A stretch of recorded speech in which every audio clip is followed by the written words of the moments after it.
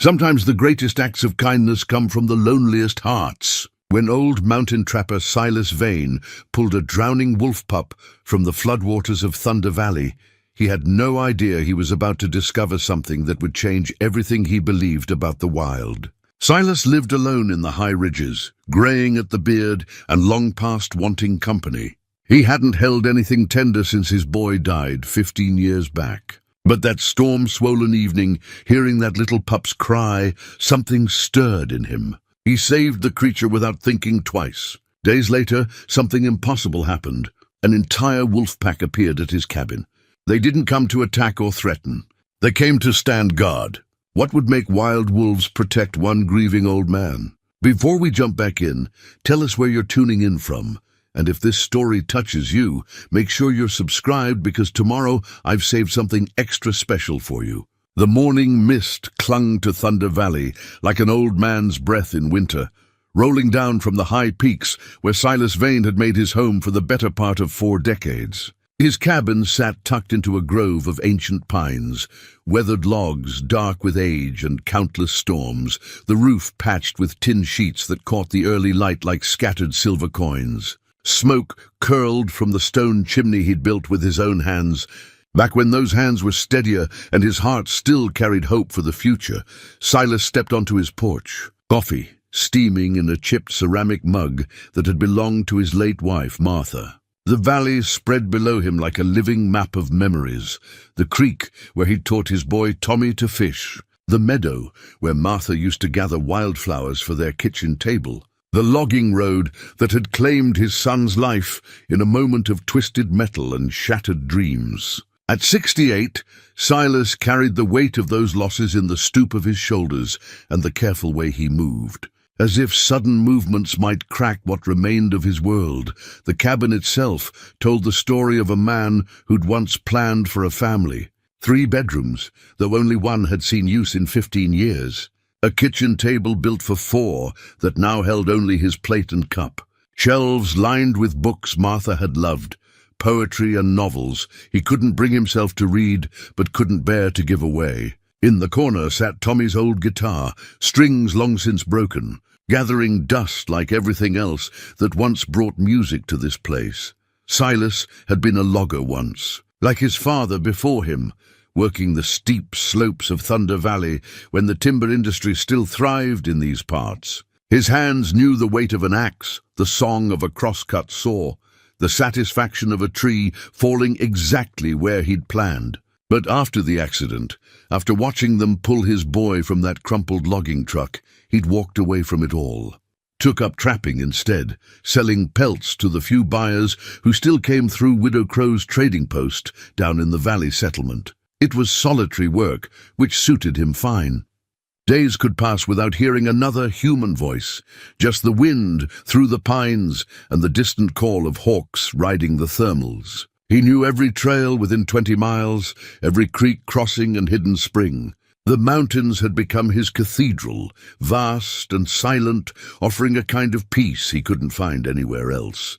But peaceful didn't mean easy. Winters up here could kill a man if he got careless. Silas had learned to read the weather in the color of the sky, the behavior of animals, the way the wind shifted through the trees. He kept his cabin stocked with enough supplies to last months, his root cellar lined with preserves and dried meat, his woodshed packed tight against the cold. Self-reliance wasn't just a virtue in these mountains, it was survival.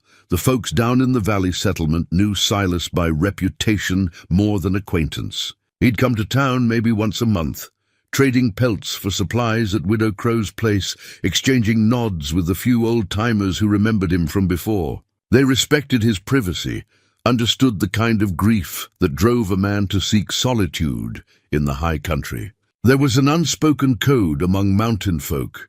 You minded your own business and helped when asked, but you didn't pry into another man's wounds. Widow Crow herself was about the closest thing Silas had to a friend, though neither would have used that word. Elena Crow had run the trading post for 30 years, ever since her husband died in a mining accident. She was sharp as a steel trap and twice as reliable, with grey hair pulled back in a practical bun and eyes that seemed to see straight through whatever front a person might put up. She'd known Martha and Tommy, had watched Silas transform from a laughing family man into the quiet ghost who haunted these ridges. "You're getting too thin. Silas Vane," she'd tell him whenever he came to town, though she never pressed food on him the way some women might. Elena understood that some kinds of care had to be offered sideways, with respect for a man's pride. The trading post itself was a relic from another era, its wooden floors worn smooth by generations of boots, shelves stocked with everything from ammunition to canned peaches. The old-timers gathered there on winter evenings, sharing stories and complaints about the weather, the government, the way the world seemed to be changing faster than they could follow. Silas rarely joined these conversations, but he listened from the edges, finding comfort in the familiar rhythms of their talk. There was Jake Morrison, who'd worked the same mining claim for 40 years, and still believed he was one good strike away from striking it rich. Pete Hawkins, a former forest ranger who knew every inch of the wilderness and could predict weather patterns 3 days out. Old Carl Brennan, who'd been fighting the same battle with arthritis for a decade, but still insisted on doing his own firewood every fall. These men understood the mountain code, independence tempered with quiet loyalty, strength measured not in what you said, but in what you endured. But even among these kindred spirits, Silas felt the weight of his difference. They had their stories of hardship and loss, but they also had their small victories, their ongoing battles, their reasons to keep moving forward. Silas felt like a man suspended between worlds, too hurt to fully engage with life, but too stubborn to give up entirely. His daily routine had become a kind of meditation, repetitive and comforting in its predictability. Up before dawn, coffee on the porch while he planned his day, checked the traps along the northern ridge, following trails he could walk blindfolded. Repair gear, process any catches, tend to the small chores that kept his world functioning. Evenings by the fire, reading from one of Martha's books, or simply watching the flames dance while the mountain settled into its nighttime quiet. The loneliness was a constant companion, familiar as an old coat. Some days it felt like drowning, a weight that pressed against his chest until he could barely breathe. Other days it was almost comfortable, a buffer between him and a world that had proven capable of taking everything he held dear. He'd made peace with it, or thought he had. The way a man makes peace with a permanent injury that never quite stops aching. But if 15 years of solitude had taught Silas anything, it was that the mountains had their own ways of surprising a person. The weather could turn in minutes, revealing beauty or danger in equal measure. Animals appeared and disappeared like spirits, following laws older than human understanding. And sometimes, on nights when the moon was dark and the stars seemed close enough to touch, he could swear he felt something watching from the tree line, patient, knowing, waiting for something he couldn't name. It was this sense of watchful presence that had been growing stronger in recent weeks, though Silas couldn't say exactly why. Maybe it was the unusual behavior of the local wildlife, deer moving through his territory in patterns he'd never seen before. Maybe it was the way his old dog Ranger, a blue heeler mix who'd been his only companion for 8 years, had started acting nervous. Ears pricked and hackles raised at sounds only he could hear. Ranger was getting on in years, his muzzle grey and his movements stiff with age, but his instincts remained sharp. When he fixed his attention on the forest with that particular intensity, Silas had learned to pay attention. The dog seemed to sense something stirring in the deep woods, something that made him pace the cabin at night and whine softly at the door. "What is it, boy?"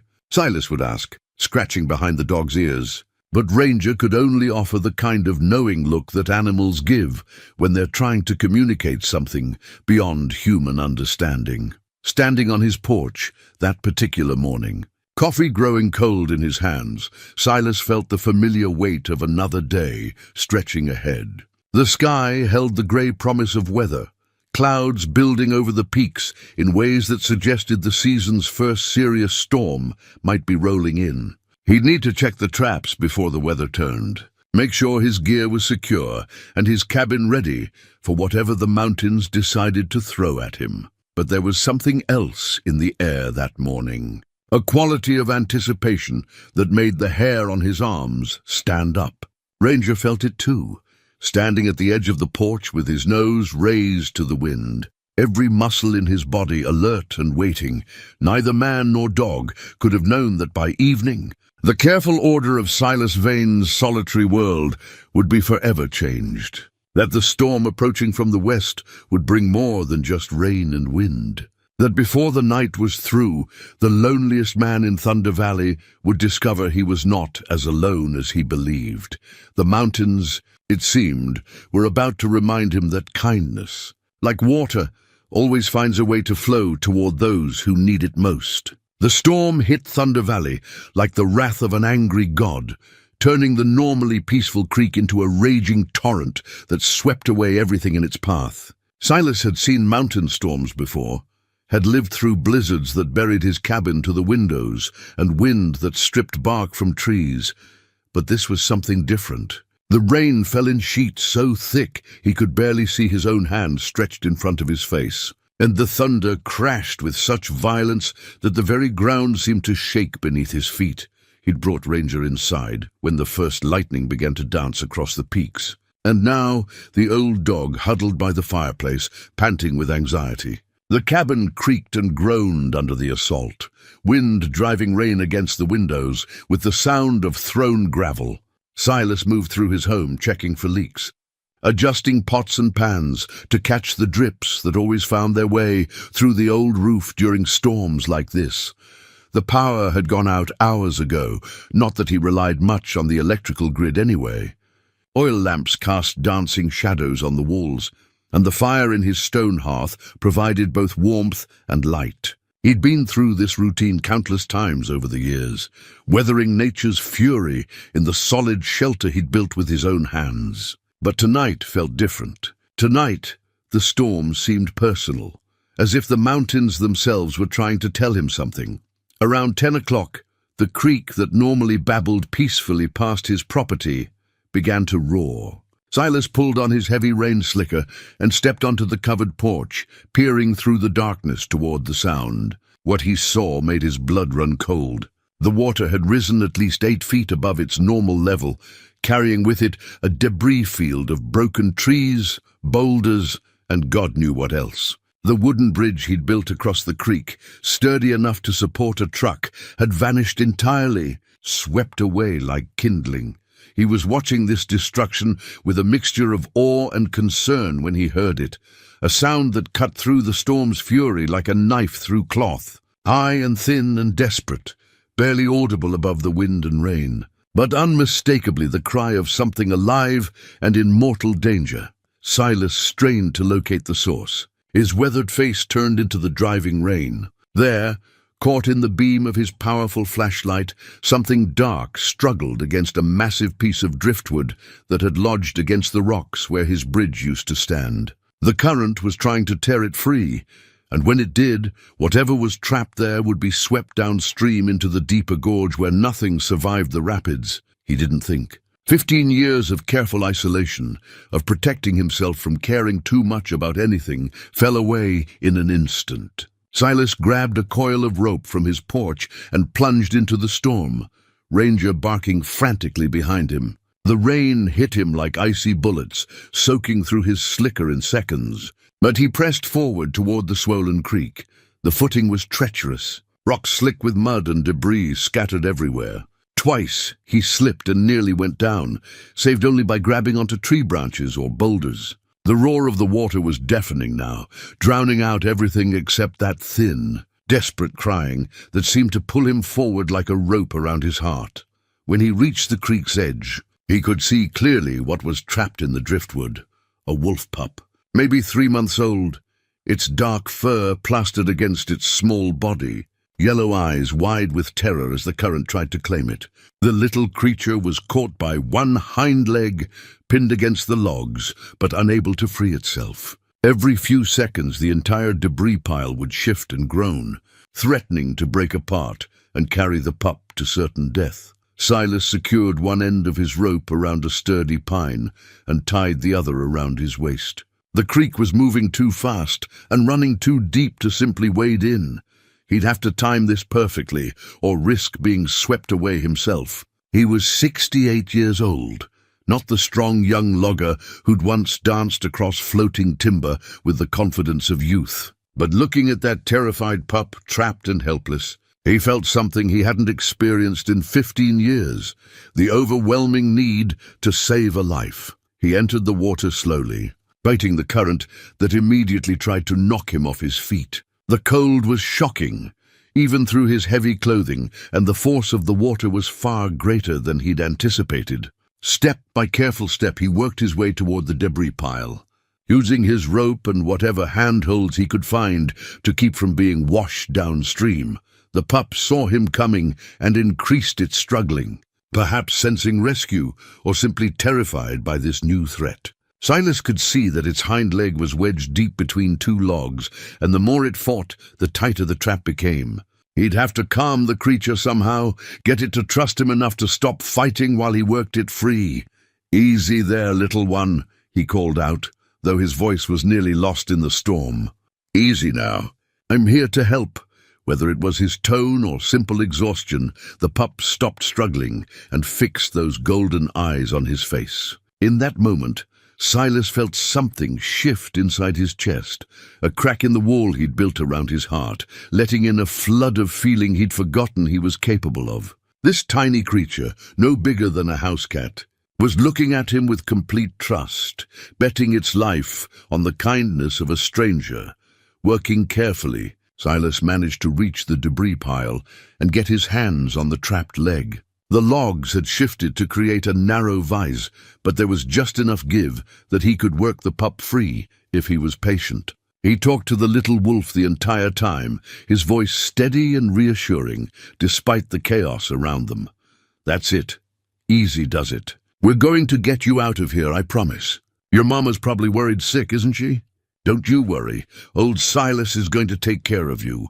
It took nearly 10 minutes of careful maneuvering, but finally the pup's leg came free. Silas scooped the exhausted creature against his chest, feeling the rapid flutter of its heartbeat through his wet clothing. The little wolf didn't struggle or try to bite. It simply pressed against his warmth and let out a soft whimper that broke. His heart all over again.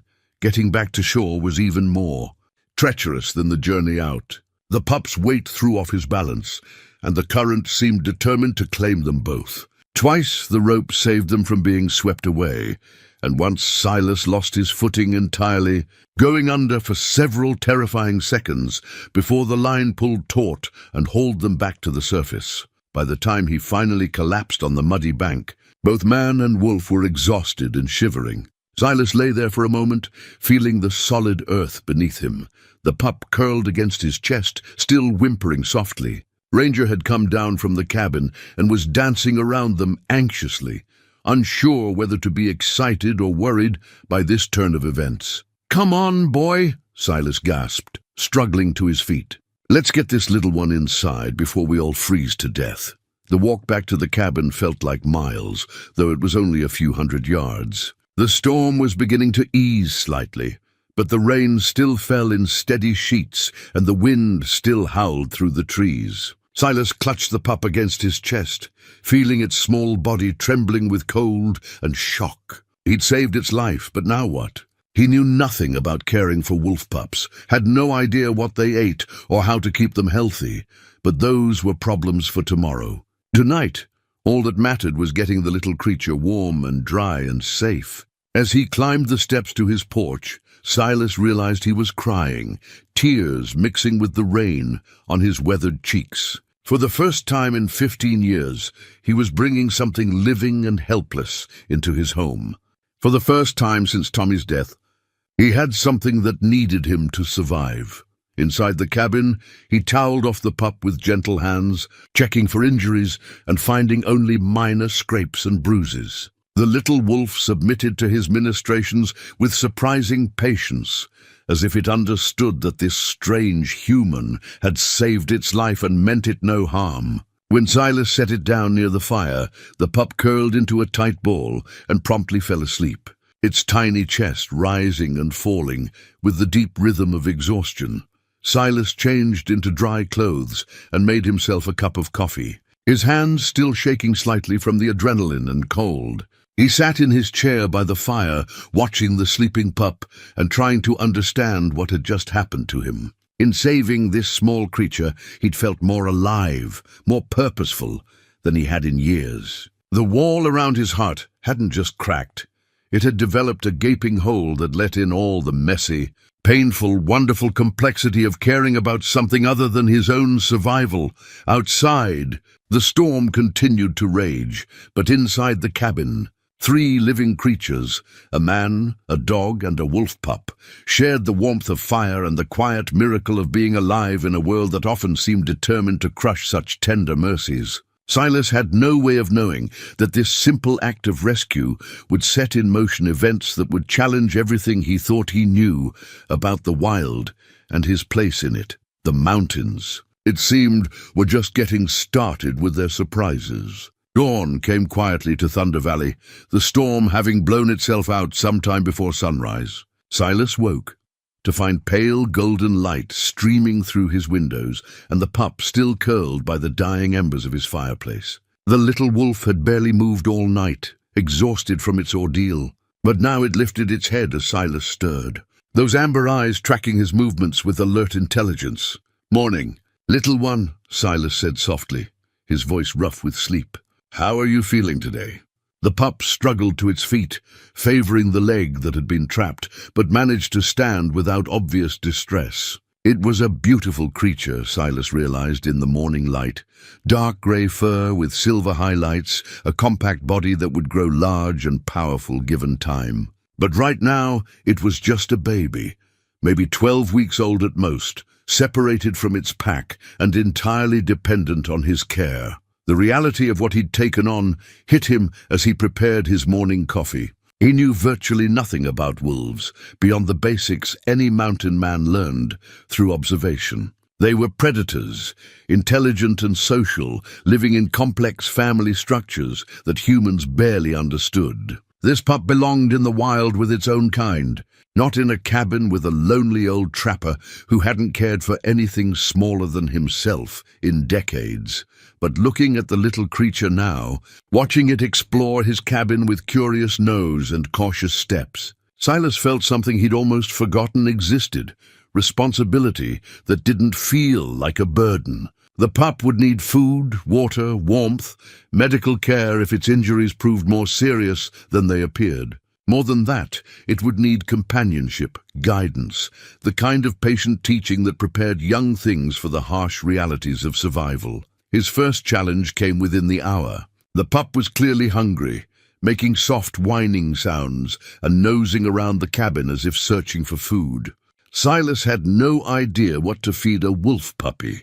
His own provisions consisted mainly of canned goods, dried meat and simple staples, nothing suitable for a creature that in nature would be nursing from its mother or beginning to sample regurgitated meat from adult pack members. He tried offering small pieces of jerky soaked in warm water, but the pup sniffed at them without interest. A bowl of milk from his stores met with similar indifference.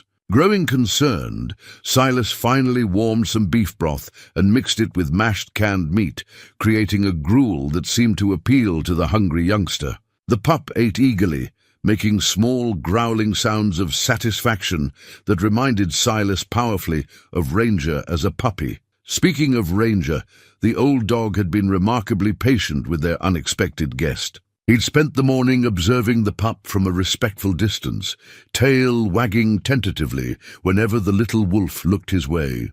There was none of the territorial aggression Silas might have expected.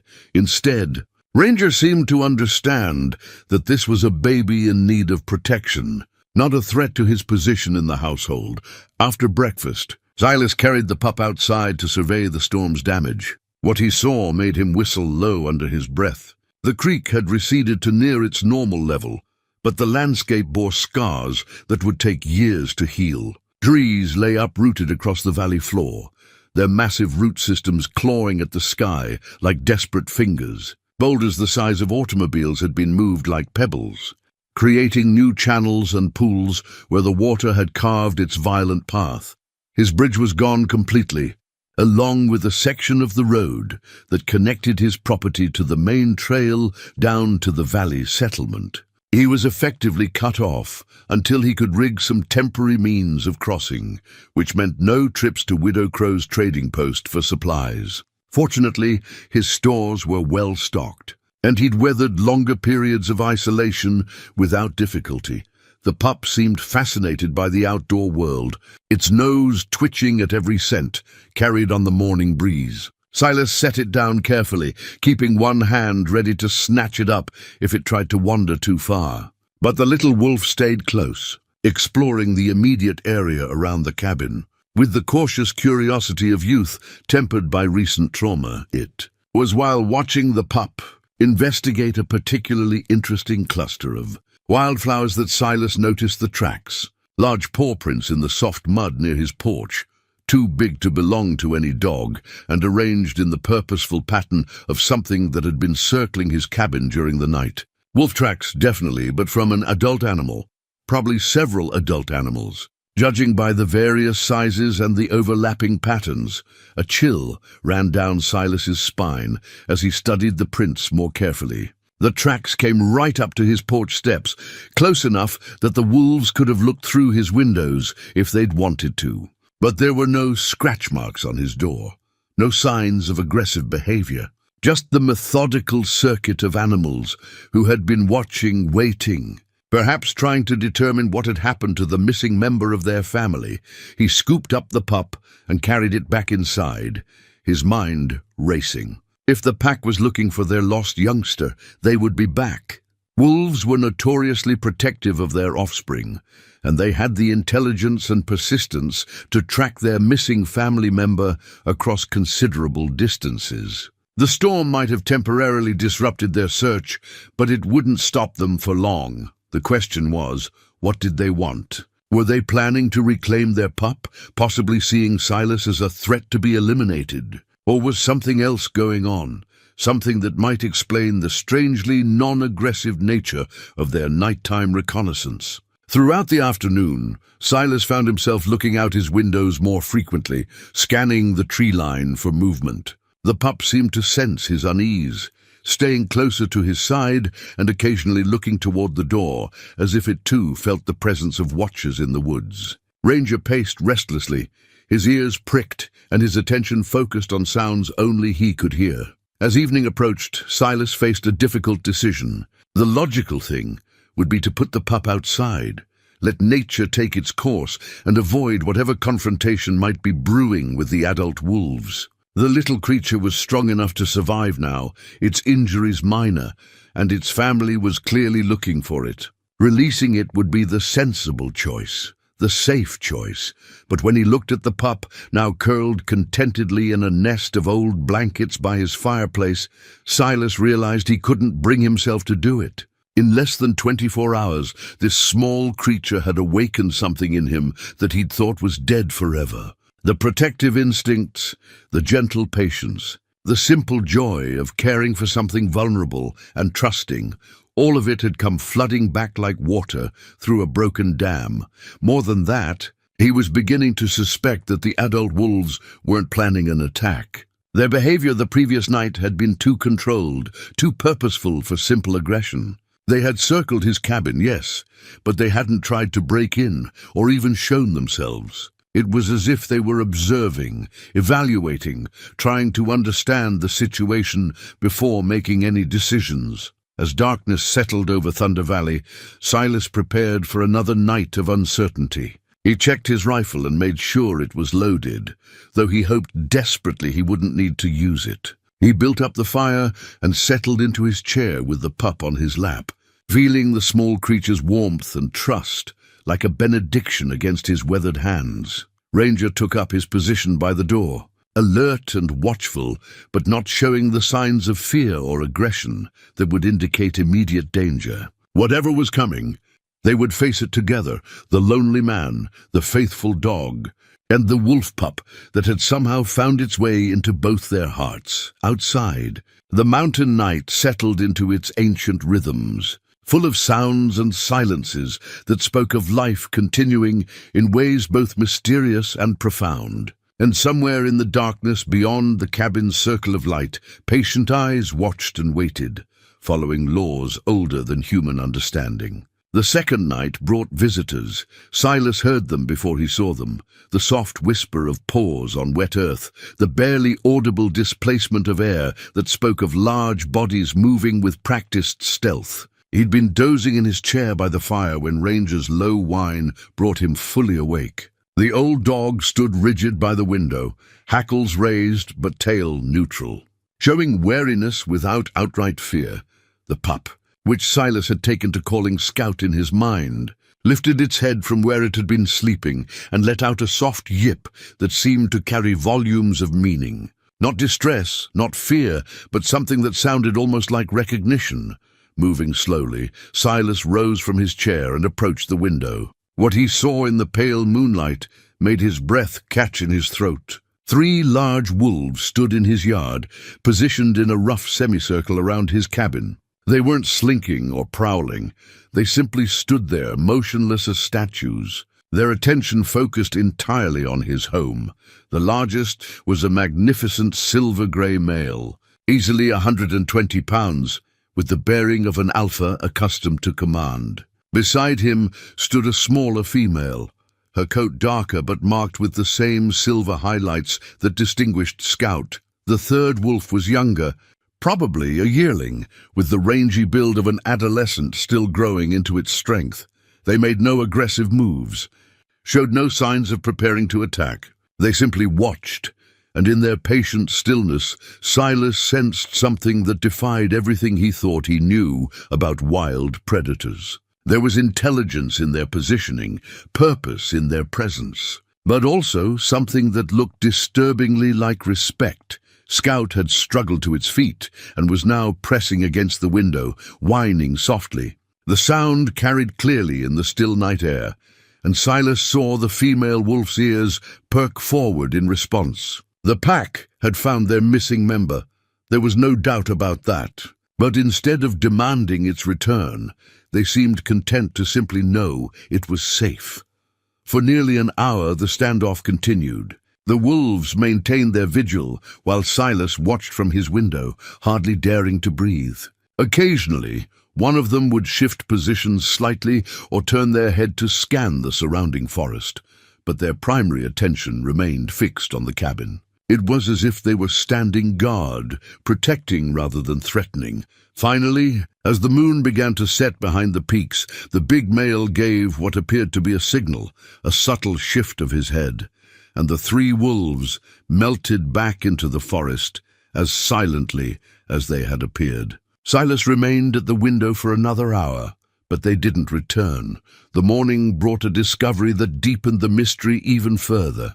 Lying on his porch steps, arranged with what could only be described as deliberate care, were 3 fresh trout, not dropped or scattered as they might be if carried by scavengers, but placed side by side with their heads pointing toward his door. The fish were beautiful specimens, still bright-eyed and firm, caught within the last few hours. Silas examined the gift, for he had no doubt that's what it was, with a mixture of wonder and disbelief. He'd heard stories from old-timers about wolves displaying unusual behavior, instances of cooperation between humans and wild animals that sounded more like folklore than fact. But this was happening to him, in his own yard, with evidence he could hold in his hands. Scout showed intense interest in the fish, sniffing them eagerly and making small sounds of excitement. When Silas cooked one of the trout for breakfast, the pup ate with obvious relish, confirming what he'd begun to suspect. These weren't random gifts but deliberate offerings, payment or tribute for his care of their young family member. Over the following days, the pattern repeated. Each night, the wolves would return to their silent vigil, maintaining their respectful distance but making their presence known. Each morning would bring some token. More fish, sometimes rabbits or other small game, always fresh and always arranged with ceremonial precision on his porch. Silas began to understand that he had somehow become part of something larger than simple rescue and recovery. The wolves weren't just grateful for his care of Scout, they had accepted him, temporarily at least, as a member of their extended pack. The gifts weren't payment, but participation, the sharing of resources that characterized wolf family dynamics. The realization brought both wonder and responsibility. If the pack had claimed him as one of their own, what did that mean for his future? What obligations came with such acceptance? And most importantly, what would happen when Scout was old enough to return to the wild? These questions occupied his thoughts as he went about the daily routine of caring for his unusual charge. Scout was growing stronger each day, its injuries healing cleanly and its appetite increasing. The pup had claimed a spot by the fireplace as its own territory, but it also followed Silas around the cabin with the devoted attention of a shadow. When he worked outside, clearing storm debris or tending to essential maintenance, Scout would lie nearby, watching everything with the intense curiosity of youth. Ranger had fully accepted the little wolf as part of their household, even beginning to engage in gentle play when Scout felt energetic enough. The old dog's patience was remarkable, allowing the pup to climb on him and nip at his ears, with the tolerant indulgence of a grandfather entertaining a grandchild. But it was the growing bond between Silas and Scout that surprised him most. He found himself talking to the pup constantly, sharing thoughts and observations he'd kept to himself for years. Scout was an excellent listener, responding to his voice with head tilts and soft vocalizations that seemed almost conversational. The little wolf had even begun bringing him gifts, small sticks, interesting stones, a bedraggled feather from some unfortunate bird, presenting them with the serious pride of a child showing off prized possessions. On the fourth night after the pack's first appearance, something changed. Instead of maintaining their distant vigil, the three wolves approached closer to the cabin, not threateningly, but with the careful deliberation of diplomats seeking an audience. The big male stopped just at the edge of the porchlight's reach and did something that made Silas's heart skip a beat. He sat down and looked directly at the window where the man stood watching. There was communication in that gaze, unmistakable even across the species barrier. The wolf wasn't looking at him as prey or threat or even obstacle. He was looking at him as an equal, a fellow parent concerned for the welfare of a young one. In those amber eyes, Silas saw intelligence, gratitude, and something that might have been an invitation. Scout had been watching too, pressed against the glass and whining softly. When the big male settled into his sitting position, the pup did something extraordinary. It looked back at Silas and then at the window, as if asking permission for something both man and wolf understood without words. The message was clear. The pack was ready to reclaim their member, but they were asking rather than demanding. They were giving Silas a choice, honoring the bond that had formed between human and pup, while acknowledging their own parental rights. It was a moment of such profound respect between species that Silas felt tears prick his eyes, but he wasn't ready. Not yet. Scout still favored its injured leg slightly, and the little creature had only just begun to trust completely. More than that, Silas wasn't ready to let go of the joy this small wolf had brought back into his life. The pack seemed to understand his hesitation, for after several minutes of patient waiting, they withdrew to their usual distance, resuming their protective vigil without apparent offense. That night, as Scout slept peacefully by the fire and Ranger dozed by the door, Silas sat in his chair and contemplated the strange turn his life had taken. A week ago, he had been the loneliest man in Thunder Valley, cut off from the world by grief and years of deliberate isolation. Now he found himself at the center of an interspecies alliance that challenged everything he thought he knew about the boundaries between wild and tame, human and animal. The wolves had given him a gift beyond the simple daily offerings of food. They had given him time. Time to heal old wounds through the act of nurturing new life. Time to remember what it felt like to be needed, trusted, loved without condition.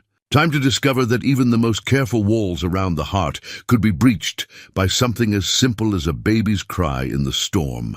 But time, he knew, was not infinite. Soon he would have to make choices that would define not just his future, but the future of the remarkable little creature that had wandered into his life and changed everything he thought he knew about himself. 2 weeks into this strange new arrangement, Silas made a decision that would have seemed impossible a month earlier. He decided to venture down to the valley settlement, bringing Scout with him. The pup had grown stronger and more confident, its leg fully healed and its appetite voracious. More importantly, Silas had questions that only Widow Crow might be able to answer. And the isolation was beginning to feel less like sanctuary and more like cowardice.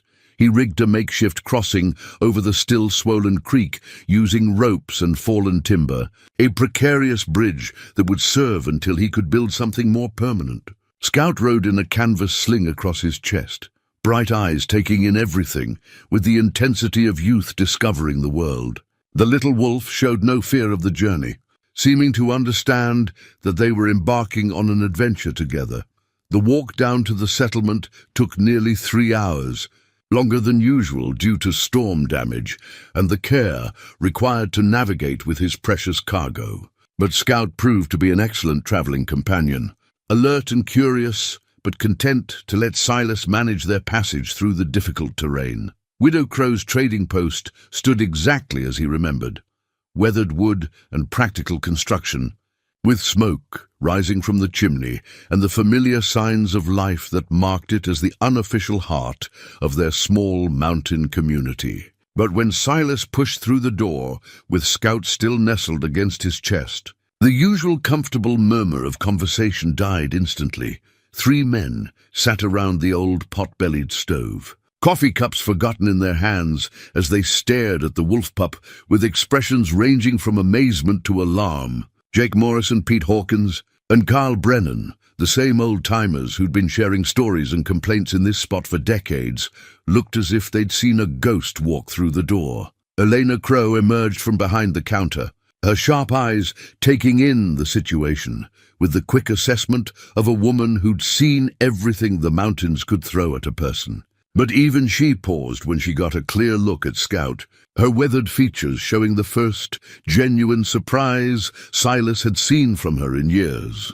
"Well," she said finally, her voice carrying its usual dry humor despite the circumstances. "That's not something you see every day, Silas Vane. Mind telling us how you came to be carrying around a wolf pup like it was your own grandchild?"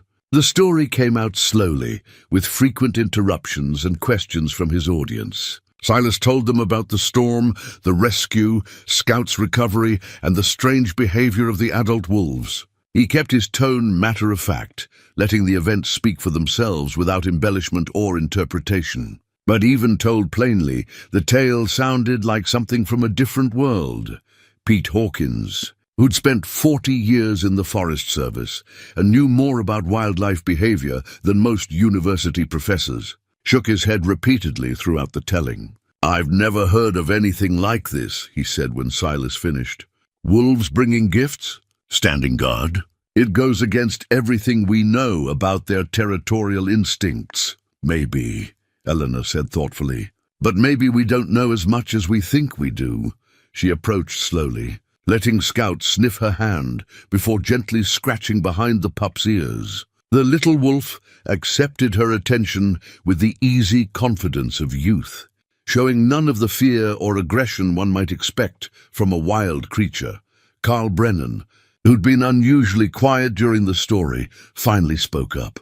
"My grandfather used to tell stories like this," he said slowly.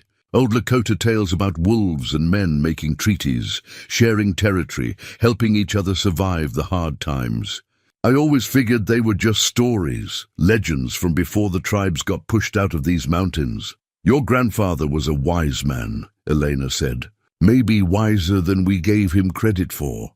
She studied Scout with the careful attention of someone evaluating livestock, but her expression was gentle.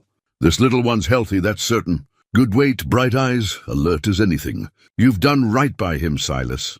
The conversation continued for over an hour, with each man contributing observations and theories about what might be happening up in Thunder Valley. Jake Morrison suggested that the pack might be testing Silas, seeing if he could be trusted as an ally during the harsh winter months ahead. Pete thought the behavior might be related to some disruption in their normal territory, forcing them to adapt their survival strategies. But it was Elena who voiced what Silas had been thinking, but hadn't dared to say aloud. "Could be," she said, "that they're not trying to get their pup back at all. Could be they're trying to place him with someone they trust to raise him right."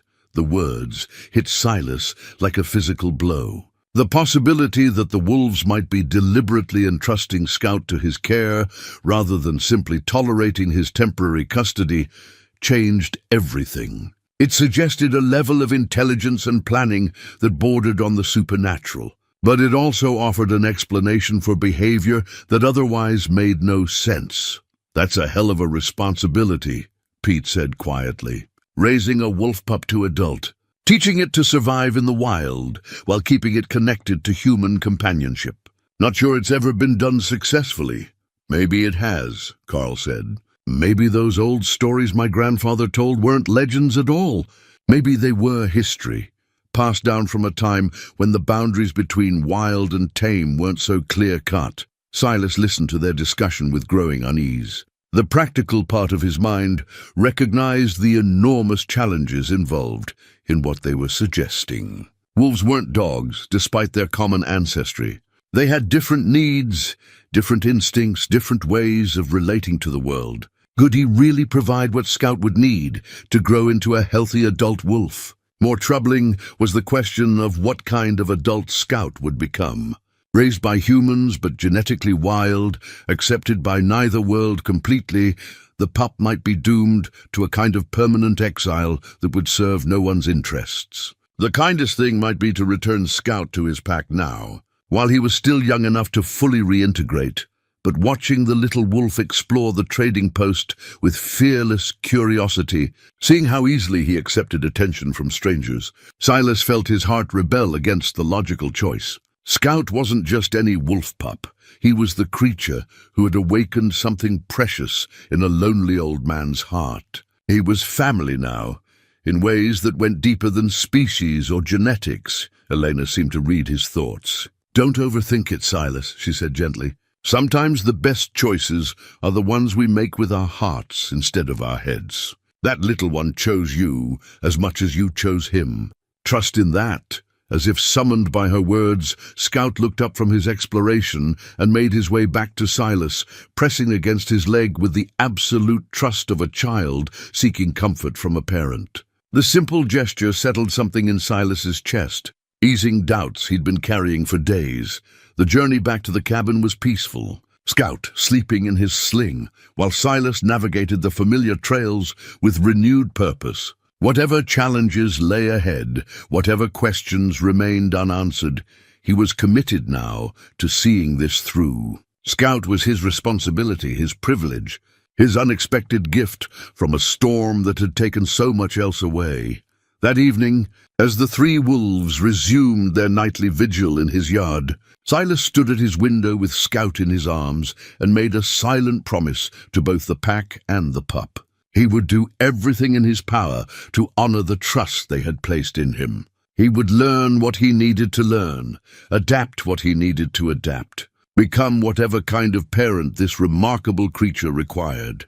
The mountains had given him a second chance at love, disguised as a half-drowned wolf pup crying in the storm. He wouldn't waste it. The first real test of Silas's commitment came 3 weeks later, when Scout's wild instincts began to assert themselves in ways that no amount of human love could completely suppress. The pup had grown considerably, its legs longer and its chest deeper, hinting at the powerful predator it would someday become. With that growth came behaviors that challenged everything Silas thought he understood about raising a young wolf. It started with the hunting attempts. Scout had progressed from playful stalking of leaves and shadows to serious efforts to catch the chipmunks and squirrels that frequented the area around the cabin. Silas watched with mixed feelings as the little wolf demonstrated instincts that were both beautiful and troubling. The perfect patience of a natural predator, the explosive speed of an animal designed to kill, the focused intensity that spoke of intelligence far beyond that of any domestic dog.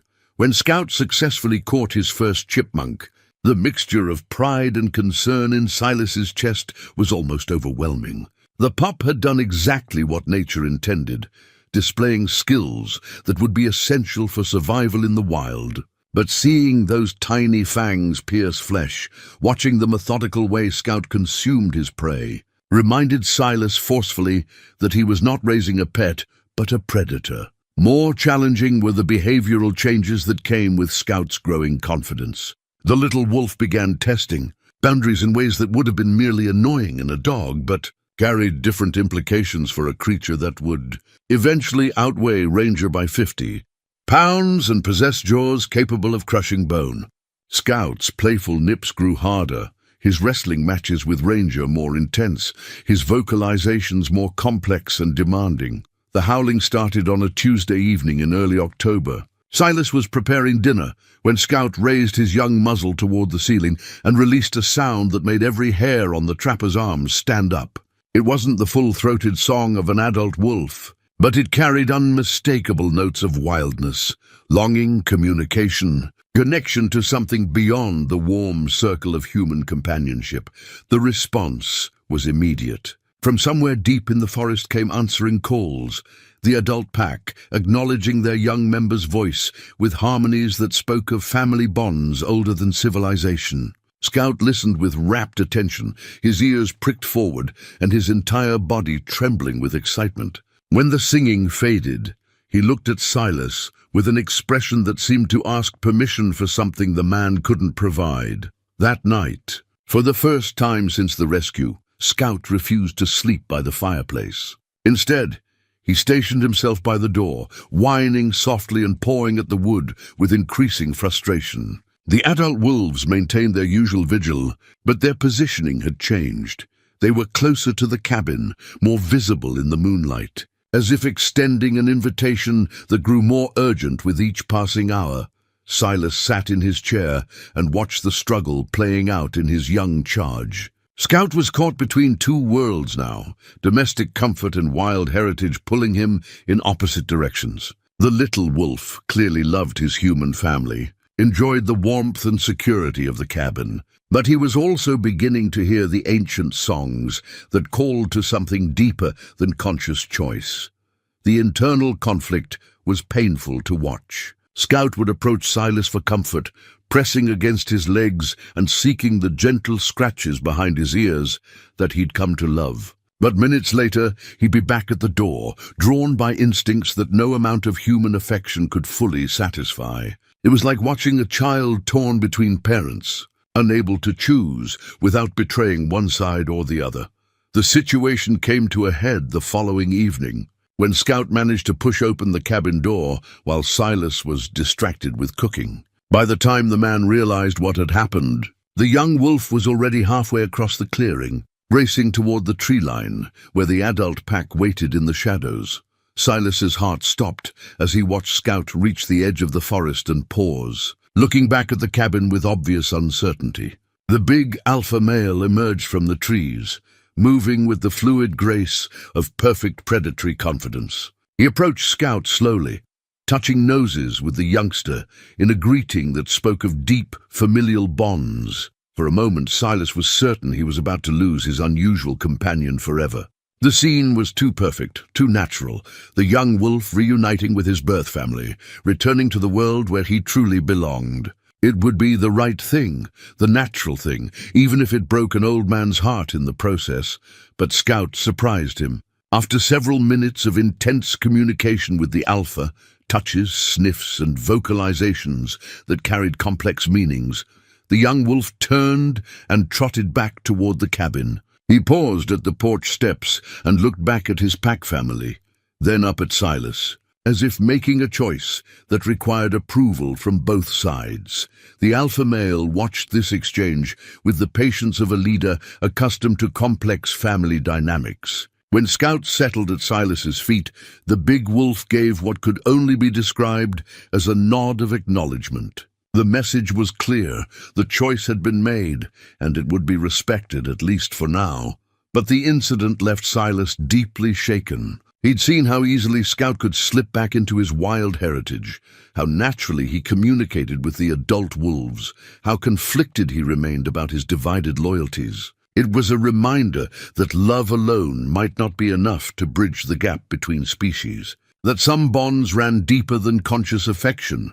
Over the following days, Silas began to modify his approach to raising Scout.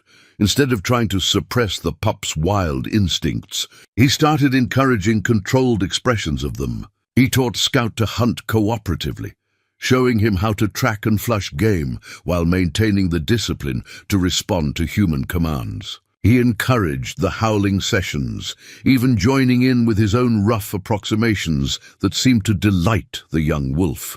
Most importantly, he began spending more time outdoors with Scout, teaching him the skills he would need to survive in the wilderness while maintaining their emotional bond.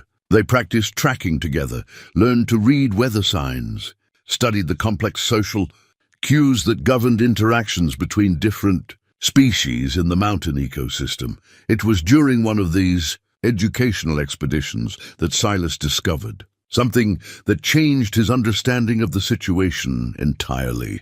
While following a game trail deep in the forest, they came across clear evidence that the adult wolves had been hunting in coordinated groups, tracks and signs that suggested they were deliberately driving prey toward areas where Scout and Silas were likely to be. The implications were staggering.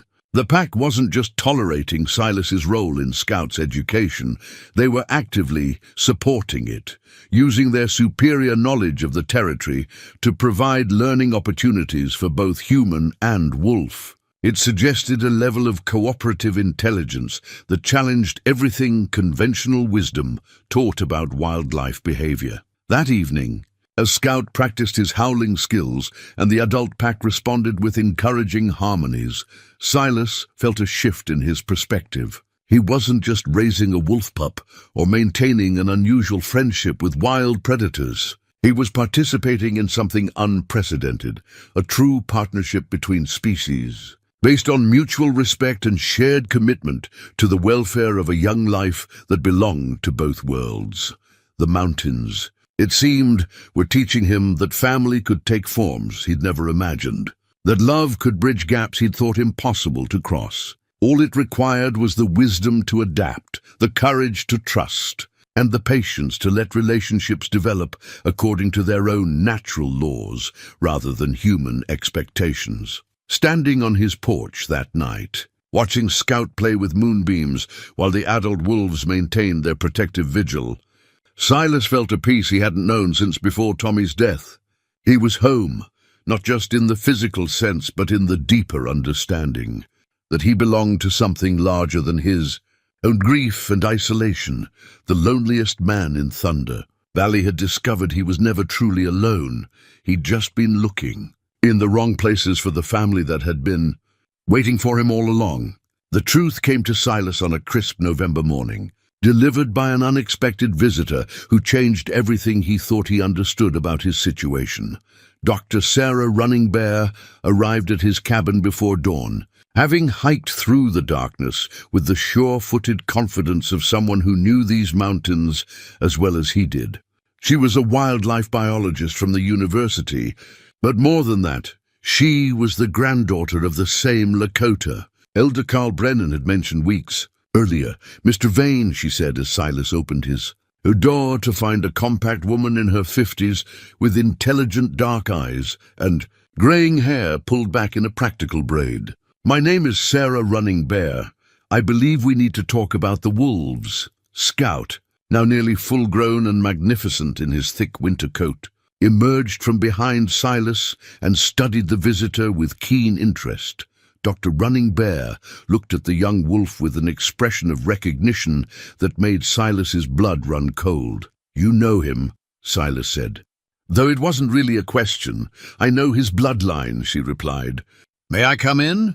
What I have to tell you will change how you understand everything that's happened here." They sat around Silas's kitchen table while Scout lay nearby, his attention divided between the stranger and the familiar sounds of the adult pack moving through the forest beyond the cabin. Dr. Running Bear accepted coffee but declined food, her manner suggesting someone who had traveled far to deliver urgent news. 15 years ago, she began, there was a logging accident in this valley. A young man named Tommy Vane died when his truck went off the mountain road during a storm.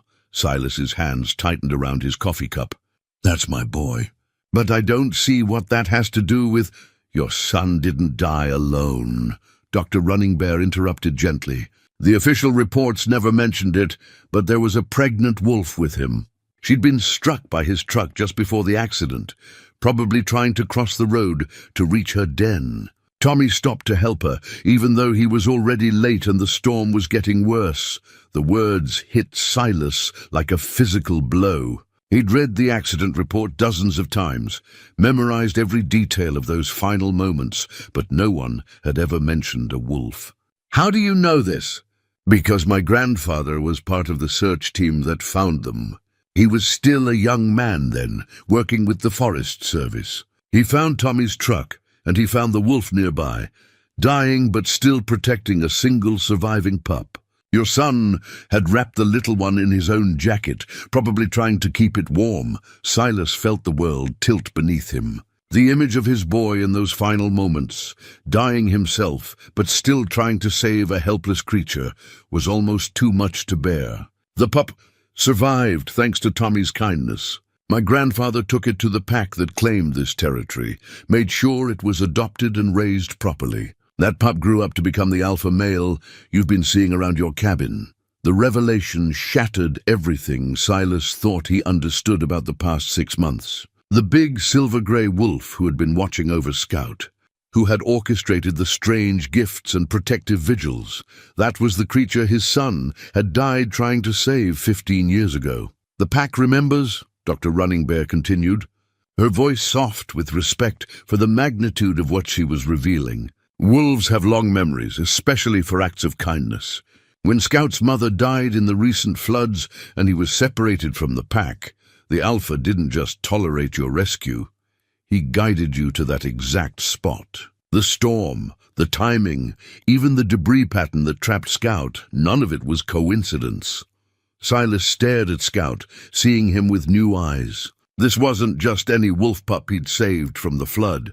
This was the descendant of the creature his son had died protecting, brought to him by forces that defied rational explanation. The pack hadn't been testing him or evaluating his worthiness. They'd been repaying a debt of honor that stretched back 15 years. "My grandfather called it the Great Circle," Dr. Running Bear said. "The idea that kindness given freely will always find its way back, even across generations, even across species. Tommy saved a life, and now that life's family has saved something precious in you." The weight of realization settled over Silas like a heavy blanket. Every moment of connection with Scout, every gift from the pack, every instance of their respectful cooperation, all of it had been orchestrated by creatures who understood debt and honor in ways that humbled human pretensions to moral superiority. "But there's more," Dr. Running Bear said, her expression growing serious. "The pack is in trouble. Climate change, human encroachment, disease, their numbers are dropping dangerously low. They need genetic diversity, new blood, expanded territory. They've been hoping that Scout, raised with human understanding but retaining his wild heritage, might become a bridge between their world and ours." "A bridge?" Silas asked, though he was beginning to understand. "An ambassador. A wolf who could help establish peaceful coexistence between the pack and the human communities that are expanding into their territory. Scout has learned to trust humans because of you, but he's also maintained his wild instincts because of his pack. He's uniquely positioned to negotiate between both worlds." The implications were staggering. Scout wasn't just Silas's companion or even the pack's missing member. He was potentially the key to survival for an entire population of wolves struggling to adapt to a changing world. The responsibility was enormous, far beyond anything Silas had imagined when he pulled a drowning pup from floodwaters.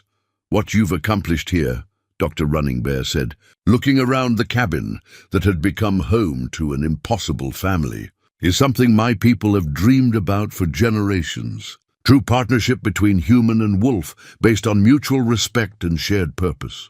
But it's also just the beginning." She reached into her backpack and withdrew a leather-bound journal, its pages filled with careful handwriting and detailed sketches. "This contains everything my grandfather learned about wolf behavior, pack dynamics, and the old ways of cooperation between our peoples. He always hoped someone would come along who could put this knowledge to use." Silas accepted the journal with trembling hands, feeling the weight of history and expectation it represented. Inside were decades of observations, traditional knowledge passed down through generations, and practical guidance for maintaining the delicate balance between wild and domestic that Scout embodied. "The choice is yours," Dr. Running Bear said as she prepared to leave. "You can continue as you have, raising Scout as your own and letting the pack maintain their protective relationship. Or you can step into something larger, help establish a formal cooperation between the pack and the human community. Use Scout as proof that coexistence is possible." As she walked away into the pre-dawn darkness, Silas sat with Scout beside him and contemplated the true magnitude of what had begun with a simple act of rescue. His son's final kindness had echoed across 15 years to bring healing to a broken father's heart. Now that same kindness was asking him to step beyond personal comfort and become part of something that could change the future for both species. The mountains had revealed their deepest secret, that love and honor could transcend the boundaries between human and animal, between past and present, between individual loss and collective hope. The question now was whether one old trapper had the courage to honor that revelation with action that would honor his son's memory in ways he'd never imagined possible. Scout looked up at him with those ember eyes that carried the wisdom of the wild and the trust of the tame, waiting patiently for the decision that would shape both their futures. Outside, the adult pack maintained their vigil, guardians of a legacy that had taken 15 years to fully reveal itself. The loneliest man in Thunder Valley was about to discover that his true purpose had been waiting for him all along, disguised as a storm, a rescue, and a love that refused to acknowledge the boundaries between species. The weight of decision pressed on Silas for 3 days following Dr. Running Bear's revelation. He moved through his daily routines like a man walking underwater, every action requiring conscious effort as his mind grappled with the magnitude of what he'd learned. Scout seemed to sense the tension, staying closer than usual and watching his human companion with concerned golden eyes that carried depths of understanding no ordinary animal should possess. On the 4th morning, as November frost painted the world in crystalline beauty, Silas made his choice. He would honor his son's legacy by stepping into the larger purpose that had been waiting for him all along. But first, there were preparations to make, people to convince, and a community to educate about possibilities they'd never imagined. His first stop was Widow Crow's trading post, where he arrived with Scout walking freely beside him, no leash, no restraint except the bond of trust that had grown between them over the months. The sight of the now massive young wolf padding through the settlement like a well-trained dog caused quite a stir. But Silas had learned that dramatic gestures sometimes conveyed truths that words alone could not. Elena Crow emerged from her store as he approached, her sharp eyes taking in the changes that had transformed both man and wolf since their last visit. Scout was magnificent now, nearly full-grown with a coat that gleamed silver-grey in the morning light. But it was Silas who showed the more profound transformation, shoulders straighter, eyes brighter, moving with the purposeful stride of a man who had found his calling. "Well," Elena said with her characteristic understatement, "I see you've both been growing." Silas told her everything then. Dr. Running Bear's visit, the revelation about Tommy's connection to the pack, the larger purpose that Scout might serve as an ambassador between worlds. He spoke with the passionate conviction of a man who had discovered that his personal grief was part of a much larger story, one that could bring healing not just to himself, but to an entire ecosystem struggling to survive. Elena listened without interruption, her weathered face revealing nothing of her thoughts until he finished speaking. Then she was quiet for a long moment, studying Scout with the careful attention of someone reassessing everything she thought she knew. "Your boy would be proud," she said finally, and those simple words carried more weight than any elaborate endorsement. "What do you need from us?" The answer to that question required another week of careful planning and preparation. Silas spent hours studying Dr. Running Bear's journal, absorbing generations of wisdom about wolf behavior and pack dynamics. He practiced the communication techniques the Lakota elder had documented, learning to read the subtle body language and vocalizations that formed the basis of interspecies diplomacy.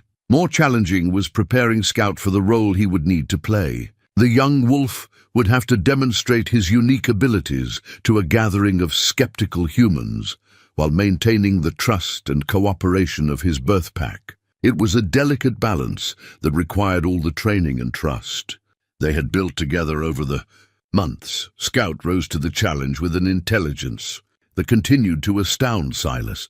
During their practice sessions, the young wolf learned to respond to both human commands and wolf pack signals, switching seamlessly between the two communication systems as situations required. He mastered the art of controlled aggression, displaying his predatory capabilities in ways that impressed rather than threatened, showing that power and gentleness could coexist in the same creature. But perhaps most remarkably, Scout began to serve as an interpreter between Silas and the adult pack. During their evening meetings in the forest clearing, the young wolf would translate human intentions into wolf behavior and wolf responses into actions Silas could understand. It was like watching the emergence of a new language, one that could bridge the gap between species in ways that seemed almost magical. The adult wolves, for their part, seemed to understand the importance of what was being planned. Their behavior became increasingly cooperative, demonstrating hunting techniques and pack dynamics that Silas carefully documented in his own expanding notebook. The alpha male, whom Silas had begun thinking of as thunder in honor of the valley that had brought them together, showed particular patience in teaching the human observer the subtle hierarchies and communication patterns that governed wolf society. Word of the unusual partnership began to spread beyond the immediate mountain community. Dr. Running Bear returned twice, bringing colleagues who needed to see the evidence for themselves before they could believe such cooperation was possible. A wildlife photographer from National Geographic made the difficult journey to document the phenomenon, producing images that would eventually appear in magazines around the world. But it was the local response that mattered most for Silas's ultimate plan. The old-timers at Widow Crow's became his most ardent supporters, spreading word throughout the valley about the remarkable developments taking place in the high country. Jake Morrison, Pete Hawkins, and Carl Brennan took on the role of informal ambassadors, using their decades of credibility in the community to vouch for Silas's sanity and the authenticity of what they had witnessed.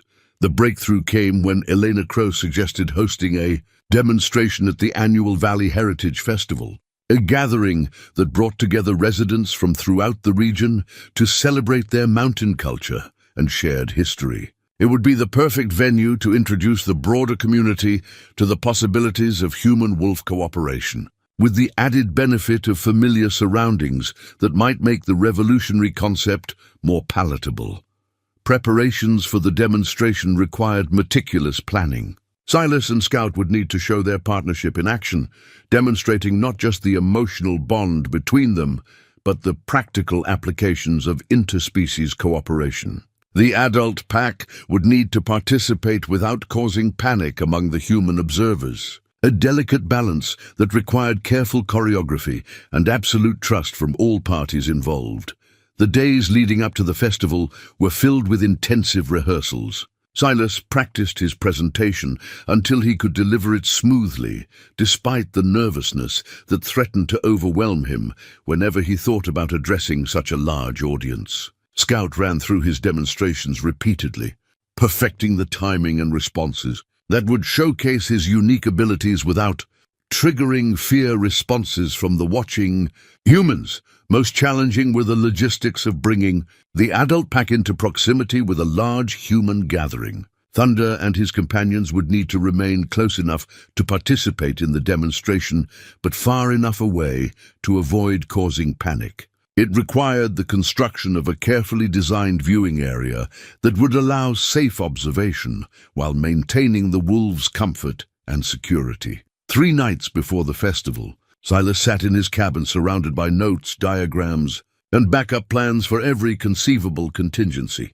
Scout lay beside him, occasionally lifting his head to offer comfort when the stress became overwhelming. Through the window, they could see the adult pack maintaining their usual vigil, patient guardians of a process that would determine the future of their kind.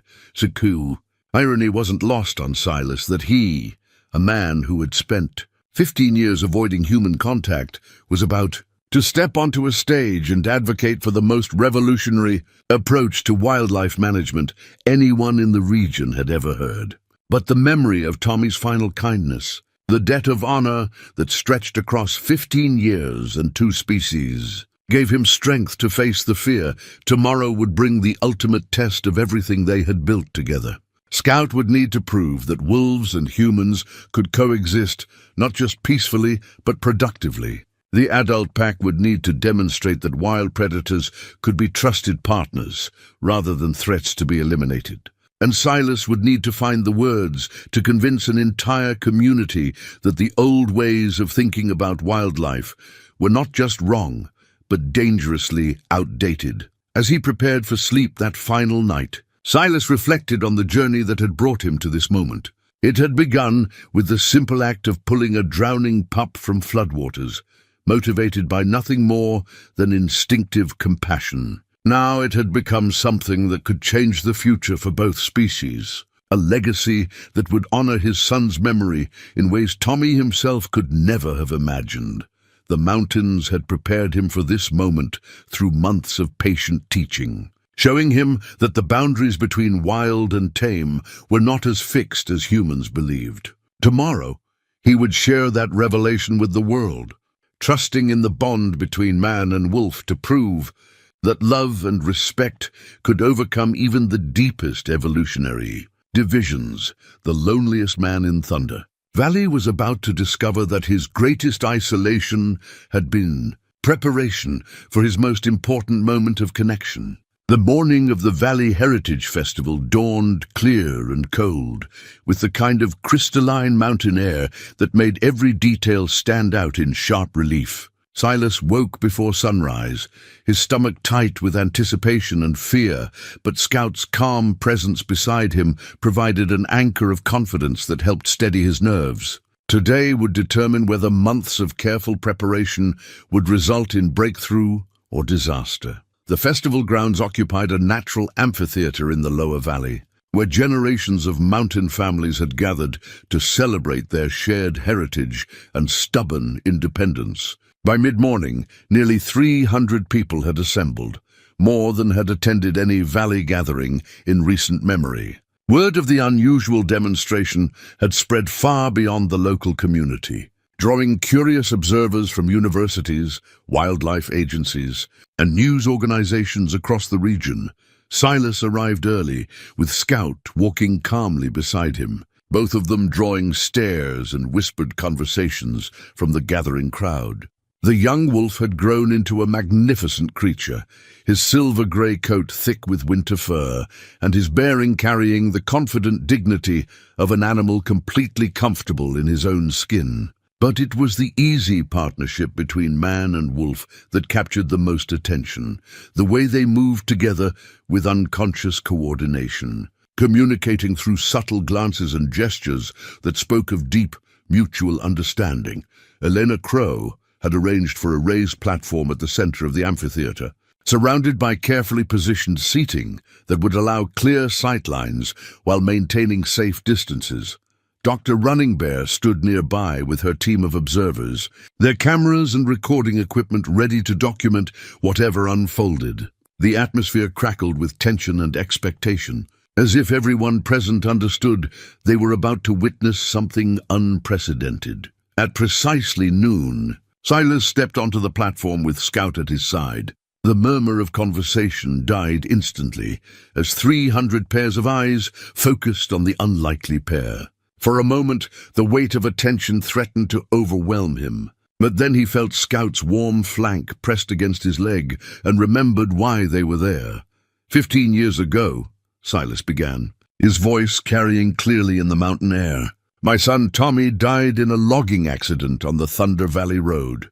What most of you don't know is that he died trying to save the life of a pregnant wolf who had been struck by his truck. Tommy wrapped the surviving pup in his own jacket, spending his final moments caring for a creature that most folks would have left to die. The crowd listened in absolute silence as Silas told the full story: the rescue during the storm, Scout's recovery, the mysterious behavior of the adult pack, and finally, the revelation of the connection that stretched back to Tommy's sacrifice. He spoke simply and directly, letting the extraordinary facts speak for themselves without embellishment or interpretation.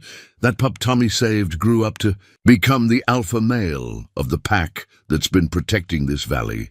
For the past 15 years, Silas continued, his voice growing stronger with conviction, and when Scout here needed rescuing, that same pack guided me to the exact spot where I could save him. What we're dealing with isn't coincidence. It's a family debt being repaid across species and generations. As if summoned by his words, a low howl echoed from the forest surrounding the amphitheater. Scout's head lifted instantly, his ears pricked forward in response to the familiar call. The crowd stirred nervously, but Silas raised his hand for calm. That's Thunder, he said, using the name he'd given the alpha male. He and his pack are here today because they trust us enough to reveal themselves to this many humans. What I'm about to show you has never been documented before. True cooperation between wild wolves and human communities. Scout stepped forward to the edge of the platform and released his own howl, a clear, strong note that carried both greeting and invitation. The response was immediate and overwhelming. 3 adult wolves emerged from the tree line and padded confidently toward the amphitheater. Several people in the crowd gasped or shifted nervously in their seats. But the wolves' calm demeanor gradually eased the initial fear. Thunder led the approach, his massive frame moving with the fluid grace of perfect predatory confidence. Behind him came the dark female Silas had learned to call Shadow, and the younger male they'd nicknamed Storm. They arranged themselves in a loose semicircle about 50 yards from the platform, close enough to participate, but far enough to avoid triggering panic responses from the human observers. What you're seeing, Silas explained, his voice steadied despite the magnitude of what was unfolding, is a wild pack, choosing to trust humans based on 15 years of evidence that we can be partners rather than enemies. They're not tame, they're not trained, they're not under human control in any conventional sense. They're making a conscious choice to engage with us as equals. To demonstrate the point, Silas gave Scout a subtle hand signal they'd practiced countless times. The young wolf immediately trotted down from the platform and approached Thunder, touching noses in the traditional wolf greeting before returning to Silas's side. The interaction was brief but profound, a creature moving seamlessly between human and wolf social systems without confusion or conflict. The crowd watched in amazed silence as Silas demonstrated the communication techniques he'd learned from Dr. Running Bear's journal. Using body language, vocal signals, and careful positioning, he engaged in what could only be described as a conversation with the adult pack. Thunder responded with subtle movements and vocalizations that Scout translated through his own actions, creating a three-way exchange that bridged species barriers with remarkable fluency. The culminating demonstration came when Silas asked the audience to remain absolutely still while he called the entire pack closer to the platform. One by one, Thunder, Shadow, and Storm approached until they were within 20 feet of the nearest human observers. The wolves showed no aggression, no fear, only a watchful alertness that suggested they were as curious about the humans as the humans were about them. "This is what's possible," Silas said, his voice filled with quiet conviction as he stood surrounded by wild predators who had chosen trust over fear. Not domination, not domestication, but partnership based on mutual respect and shared benefit. These wolves understand that their survival depends on coexistence with human communities. We need to understand that our future depends on learning to share the land with the creatures who were here first. The moment that would define everything came when a child's voice cut through the hushed silence of the amphitheater. "Mister, can I pet the big doggy?" The question came from a girl of perhaps 6 years old, standing in the front row with her grandmother's restraining hand on her shoulder. Her innocent words sent a ripple of nervous tension through the crowd, but Silas saw opportunity where others saw danger. This was the test that would prove whether the partnership he'd built with the pack could extend to the broader human community. "What's your name, sweetheart?" Silas asked gently, stepping to the edge of the platform. "Lucy," the girl replied, her eyes bright with curiosity as she looked at Thunder's magnificent form. "My grandma says wolves are scary, but he doesn't look scary. He looks sad."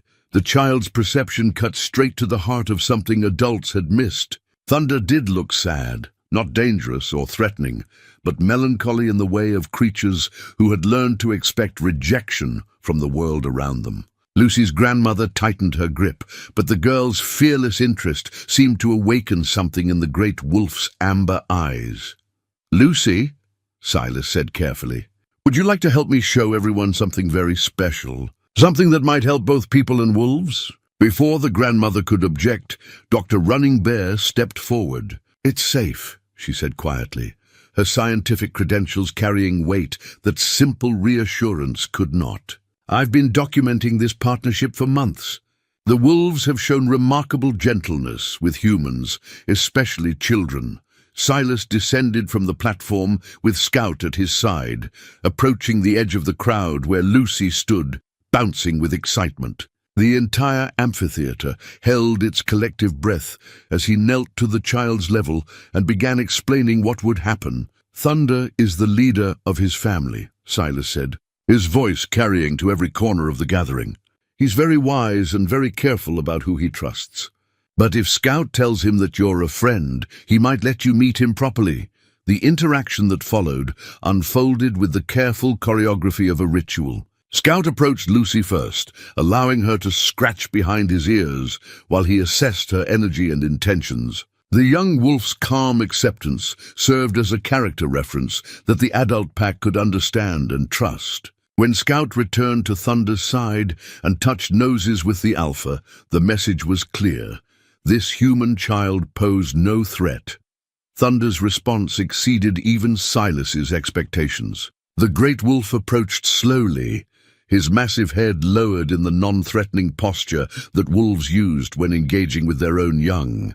He stopped just beyond Lucy's reach and settled into a lying position, making himself smaller and less intimidating, while keeping his intelligent eyes fixed on the child's face. "He's saying, 'It's okay,'" Silas explained, his own voice thick with emotion at the unprecedented display of trust. "But you have to be very gentle, very quiet. Can you do that?" Lucy nodded solemnly, understanding instinctively that she was being offered a privilege beyond measure. Under Silas's careful guidance, she extended her small hand toward Thunder's massive head. The wolf remained perfectly still as tiny fingers touched his fur, his eyes closing briefly in what could only be described as contentment, the image of a 6-year-old girl gently petting a wild wolf while 300 adults watched in amazement. became the defining moment of the demonstration. Cameras captured the scene from every angle, but no photograph could convey the profound shift in understanding that rippled through the crowd. If a child could safely interact with these supposedly dangerous predators, what did that say about everything they thought they knew about the relationship between humans and wildlife? The success with Lucy opened the floodgates for broader engagement. Other children, emboldened by her example, asked to meet the wolves under Silas's supervision. Parents who had arrived skeptical found themselves reconsidering their assumptions as they watched their sons and daughters interact peacefully with creatures they'd been taught to fear. But it was the response from the adult community that truly validated Silas's vision. Jake Morrison, the gruff old miner who'd spent 40 years cursing wolves for taking his deer, stood up and asked a question that changed the entire conversation. Silas, if these wolves can help us understand the land better, teach us things we've forgotten about living in harmony with the mountains, what would that partnership look like in practical terms? The question opened the door for the serious discussion that Silas had hoped to achieve. Over the next hour, he outlined the possibilities that Dr. Running Bear's research had revealed: wolves as partners in ecosystem management, helping to control deer populations that damaged forestry regeneration, serving as early warning systems for environmental changes, even assisting in search and rescue operations through their superior tracking abilities. The pack participated in each demonstration with remarkable intelligence and patience. Thunder showed how wolves could track specific scents across vast distances, following a trail that humans couldn't detect to locate a lost volunteer who had hidden in the forest hours earlier. Shadow demonstrated the pack's ability to communicate across miles through howl patterns that carried complex information about territory, weather, and potential threats. Most impressively, a scout served as a living bridge between the two species, translating human requests into wolf behavior and wolf responses into actions humans could understand. When Silas asked the pack to show their hunting coordination, Scout communicated the request through subtle body language and vocalizations. The resulting demonstration of pack tactics was both beautiful and educational, showing how wolves could control prey movement without actually harming any animals. As the afternoon wore on, the mood of the gathering shifted from skeptical curiosity to genuine enthusiasm. Questions became more practical and forward-looking. How could similar partnerships be established in other communities? What legal frameworks would need to change to accommodate cooperative relationships with wild predators? How could traditional hunting and ranching operations adapt to include wolves as partners, rather than viewing them as competitors? Elena Crow, who had been watching the proceedings with her characteristic sharp-eyed assessment, finally stood and addressed the crowd. 40 years I've been running that trading post, she said, her voice carrying the authority of decades in the mountain community. 40 years of listening to folks complain about wolves taking livestock, threatening children, disrupting the natural order. Today, I've seen a 6-year-old girl pet a wild wolf and walk away giggling. Maybe it's time we admitted we've been looking at this all wrong. The endorsement from the valley's most respected merchant carried enormous weight. One by one, other community leaders stood to voice their support for exploring the possibilities that Silas and his remarkable partners had revealed. Even the local ranchers, traditionally the most opposed to wolf conservation, acknowledged that cooperation might serve their interests better than the costly and ultimately futile efforts to eliminate predator populations. As the sun began to set behind the mountain peaks, casting long shadows across the amphitheater, Silas found himself surrounded by people eager to learn more about building bridges between human and wolf communities. The transformation was complete. The loneliest man in Thunder Valley had become the center of a movement that could reshape the relationship between civilization and wilderness. But perhaps the most profound moment came as the formal demonstration concluded, and the crowd began to disperse. Thunder approached the platform one final time, looking directly at Silas with those amber eyes that carried the wisdom of the wild. In that gaze, the old trapper saw acknowledgement, gratitude, and something that looked remarkably like hope. The debt that had begun with Tommy's sacrifice 15 years ago had been repaid in full. Now it was time to build something new, a future where the boundaries between wild and tame, human and animal, fear and trust could be bridged by understanding, respect, and the kind of love that recognized no limits. 6 months after the Valley Heritage Festival, Silas stood on his porch watching the morning sun paint Thunder Valley in shades of gold and amber. The world had changed in ways both subtle and profound, but the mountains themselves remained constant, ancient witnesses to the cycles of loss and renewal that defined all life in the high country. Scout, now fully mature at nearly 2 years old, lay stretched across the porch planks with the easy confidence of a creature completely at home in his skin. His coat had deepened to the rich silver grey of his father Thunder, and his bearing carried the quiet authority of an animal who had found his purpose in bridging two worlds that had been separated for too long. The changes in the valley were visible everywhere Silas looked. New trail markers dotted the landscape, part of the cooperative management system that allowed wolves and humans to share territory without conflict. Research stations established by Dr. Runningbear's team provided ongoing monitoring of both wildlife populations and human activities, ensuring that the delicate balance they'd achieved could be maintained over time. Most remarkably, the Thunder Valley Wolf Sanctuary had been established in the lower meadows, serving as both a research facility and educational center, where visitors from around the world could learn about successful human-wildlife cooperation. The sanctuary wasn't about keeping wolves in captivity. It was about providing a safe space where wild packs could interact with humans on their own terms, building understanding that had already spread to dozens of other communities facing similar challenges. Silas had become something he'd never expected or wanted to be, a celebrity of sorts, whose story had been featured in magazines and documentaries that reached audiences far beyond the mountain valleys he called home. But fame sat uneasily on his shoulders, and he much preferred the quiet satisfaction of daily work with the pack that had become his extended family. Thunder and his pack now ranged freely throughout the expanded territory. That included both wilderness areas and human settlements. Their presence had brought unexpected benefits. Deer populations that had been overgrazing regeneration areas were now naturally controlled. Illegal hunting operations had been virtually eliminated by wolves, who served as the most effective patrol system ever devised. And tourism revenue from wolf-watching expeditions had revitalized communities that had struggled economically for decades. The old trading post had evolved into something Elena Crow could never have imagined when she first listened to Silas's impossible story. Now it served as headquarters for the Mountain Partnership Project, connecting ranchers, researchers, and conservationists in collaborative efforts that honored both traditional ways of life and ecological balance. Elena herself had become something of an expert on interspecies diplomacy, hosting delegations from around the world who came to learn from the Thunder Valley model.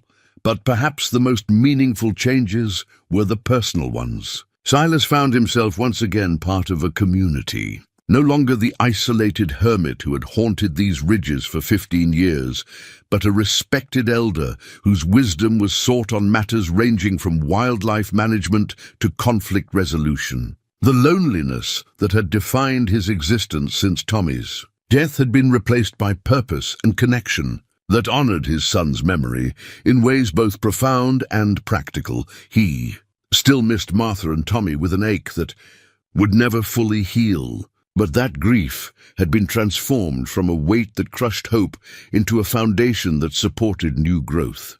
Their photographs still graced his mantle, but now they shared space with images of Scout, Thunder, and the countless visitors who had found their way to his door seeking understanding about the possibilities of cooperation across species lines. The morning routine that had once marked the passage of empty days now buzzed with purpose and activity. Correspondence from researchers, invitations to speak at conferences, reports from other communities, attempting to replicate the Thunder Valley success. All of it passed through the cabin that had once been a refuge from the world, but had become a center for changing it. Scout stirred from his morning nap and padded over to where Silas sat in his old chair, now worn smooth by years of shared contemplation.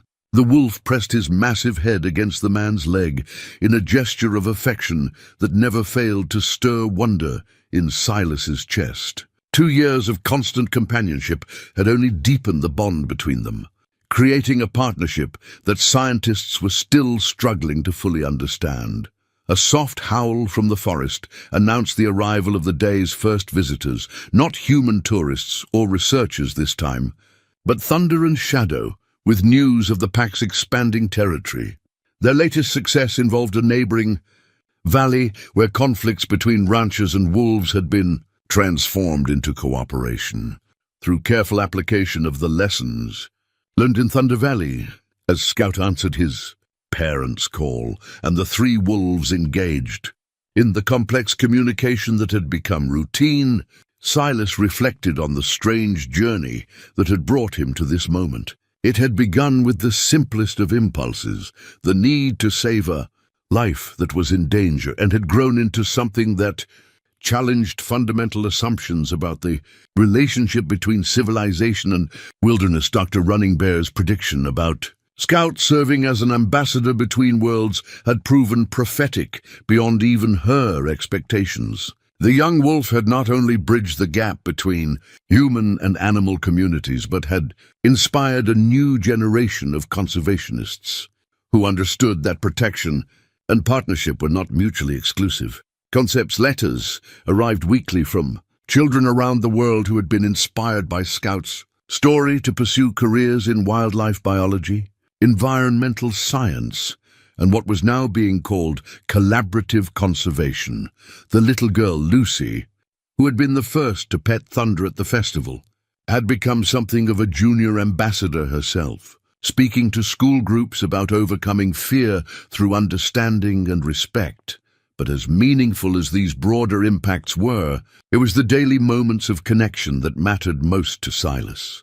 The evening conversations with Scout by the fireplace, where the wolf's responses to his musings seemed to carry wisdom beyond animal instinct. The pre-dawn hunts with the full pack, where he had learned to move through the forest with the silent efficiency of a predator while never losing his essential humanity.